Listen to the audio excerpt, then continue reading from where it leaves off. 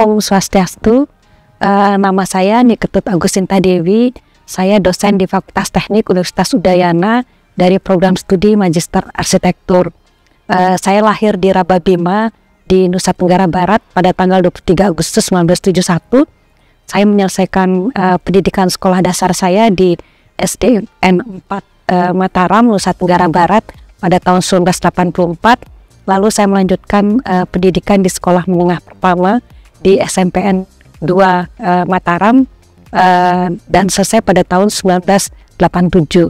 Kemudian saya melanjutkan pendidikan menengah atas di SMA 1 Negeri Mataram pada tahun 1990. Strata saya, strata S1, saya selesaikan pada tahun 1996 di jurusan Arsitektur Fakultas Teknik di bidang arsitektur.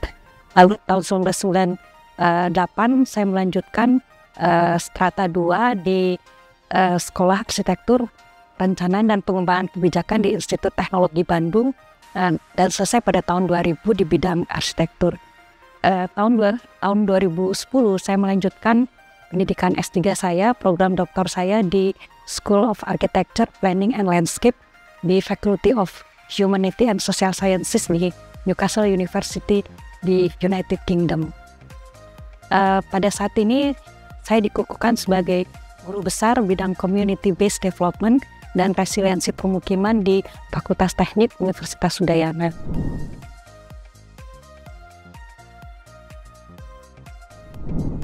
Orasi ilmiah saya nanti pada saat pengukuhan adalah berjudul tentang peran perempuan dalam pembentukan ruang-ruang domestik di hunian tradisional Nusantara melalui perspektif genealogi. Jadi orasi ini saya dedikasikan kaum saya, kaum perempuan. Sebagaimana kita ketahui bahwa wujud hunian tradisional itu merupakan kesatuan organisasi ruang yang mencerminkan sistem kekerabatan atau genealogi penghuni rumahnya. Namun dalam pembentukan hierarki tersebut sangat jelas sekali terlihat adanya pembagian ruang antara laki-laki dan perempuan.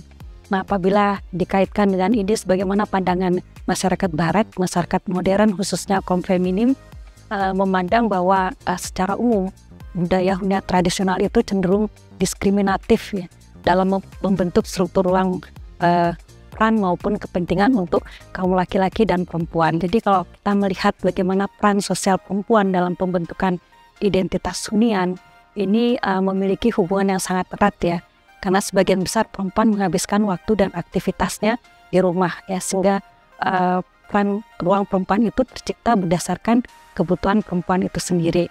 Nah, kalau kita pahami tentang konsep religi masyarakat tradisional di Indonesia, itu sangat jelas sekali mengagungkan perempuan ya. Jadi peran perempuan dalam arsitektur sayangnya hampir bisa dikatakan tidak tampak ya. Hal ini dikarenakan memang semua kebudayaan suatu daerah itu mereka sangat ini sekali ya, memiliki ruang perempuan itu tidak menjadikan satu dalam kebudayaan mereka itu. Nah, kalau kita melihat umumnya itu ya, kegiatan berarsitektur hunian tradisional itu didominasi oleh kaum laki-laki. Misalnya kita bisa lihat dimulai dari perencanaan hingga pengambilan keputusan desain rumah hunian itu bisa dikatakan perempuan itu hanya sebagai user atau sebagai pengguna sifatnya pasif ya.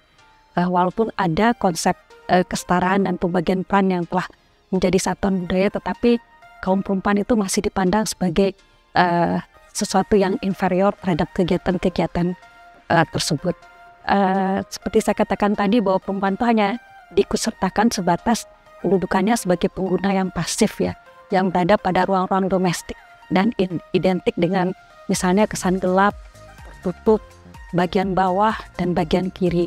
Jadi bisa dikatakan bahwa peran kaum perempuan itu lebih dipertimbangkan untuk memperkuat dominasi kaum laki-laki terhadap keluarga. Namun dalam perspektif barat ya, bahwa peran perempuan dalam berarsitektur hampir dikatakan tidak tampak gitu ya. Perempuan terkesan hanya sebagai pengguna karya arsitektur dalam anggota kelompok masyarakat vernakular ya, termasuk di Indonesia yang kaya dengan kelompok-kelompok masyarakat vernakular.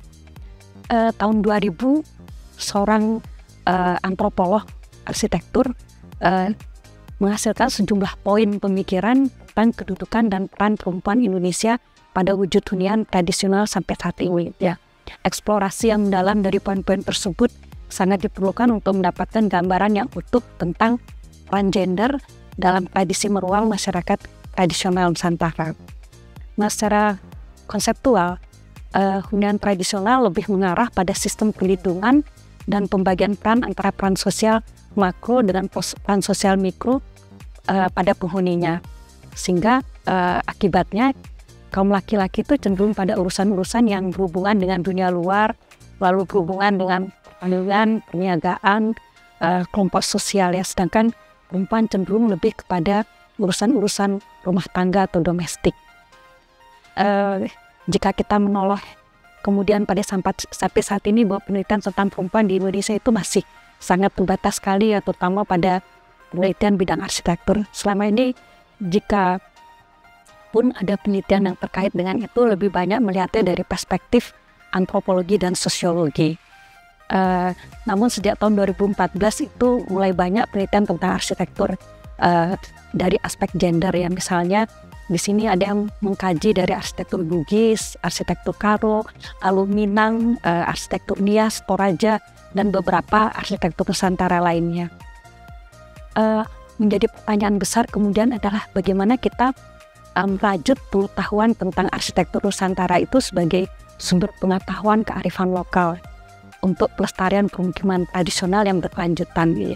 Jadi kita tahu bahwa sebagian besar hasil-hasil penelitian yang terkait dengan aspek gender dan aspek domestik itu dari beberapa kelompok masyarakat vernakular itu menjadi suatu pengetahuan sebagai sumber kearifan lokal, menjadikan perempuan itu memiliki peran aktif dalam menentukan upaya pelestarian pemukiman tradisional yang ditinggalinya secara lanjutannya.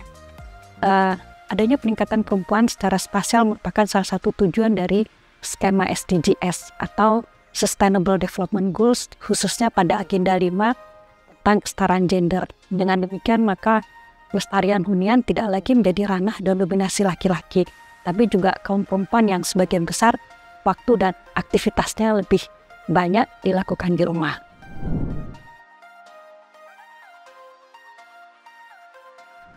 Dalam sistem patriarki masyarakat Indonesia ya, di mana kaum laki-laki itu mengambil peran yang sangat besar sekali dalam urusan domestik, maka penelitian yang saya lakukan tentang gender dan domestic space ini mudah-mudahan dapat memberikan insight atau pandangan tentang bagaimana perempuan itu dilibatkan dalam kegiatan berdomestik ya, kegiatan pelestarian terutama pemukiman tradisional. Mungkin kalau di sekarang dunia yang sudah modern ini hampir setara laki-laki dan perempuan, namun dalam praktek-praktek di pemukiman tradisional yang nantinya kita perlu pelihara sebagai kearifan lokal, yang kita perlu rawat, konservasi dan kita preservasi sebagai bentuk-bentuk kearifan lokal. Kita tahu sekali Indonesia sangat kaya dengan nilai-nilai kearifan tersebut, maka peran perempuan itu menjadi sangat penting untuk mewujudkan pelestarian pemukiman tradisional yang berkelanjutan, karena perempuan itu menghabiskan waktu dan aktivitasnya sebagian besar di rumah atau di pemukiman, sehingga peran itu menjadi lebih aktif dan keikutsertaan atau keterlibatannya menjadi penting dalam upaya pelestarian tadi untuk mencapai SDGs, Sustainable Development Goals, khususnya bidang agenda 5 tentang kesetaraan gender.